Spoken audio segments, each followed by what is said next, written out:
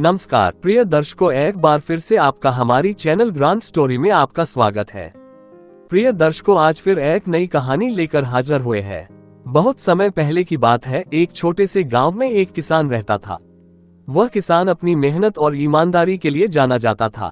उसके पास एक गधा था जो उसकी खेती बाड़ी के कामों में उसका मददगार था। गधा किसान के लिए भारी सामान उठाकर बाजार तक पहुंचाता और खेत में पानी की बाल्टियां लाने में सहायता करता। हालांकि ये गधा बहुत ही आलसी और मूर्ख था। वह हर काम में बहाने बनाता और हमेशा आसान रास्ते की तलाश में रहता। किसान ने कई बार गधे को समझाने की कोशिश की, लेकिन गधा अपनी आदतों को बदलने को तैयार नहीं था। एक दिन किसान ने गधे को गेहूं की बोरियां बाजार ले जाने के लिए कहा। गधा हमेशा की तरह काम से बचने का बहाना ढूंढने लगा। रास्ते में गधे ने सोचा, ये बोझ तो बहुत भारी है।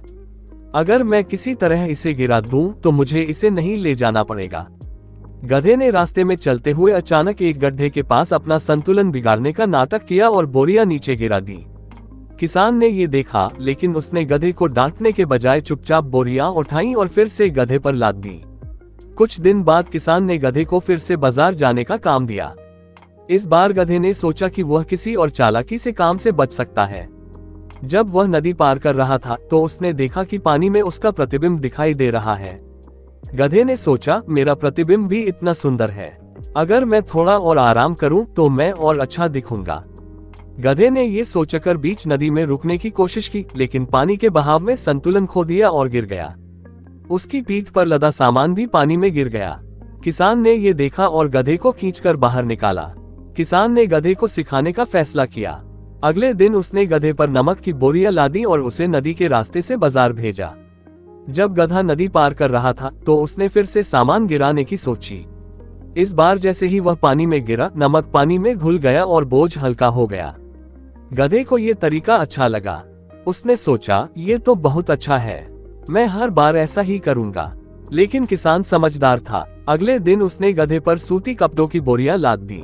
गधा अपनी पुरानी आदत के अनुसार फिर से नदी में गिर गया, लेकिन इस बार कपड़े पानी में भीग गए और भी भारी हो गए। गधे को समझ आया कि उसकी चालाकी हर बार काम नहीं करती।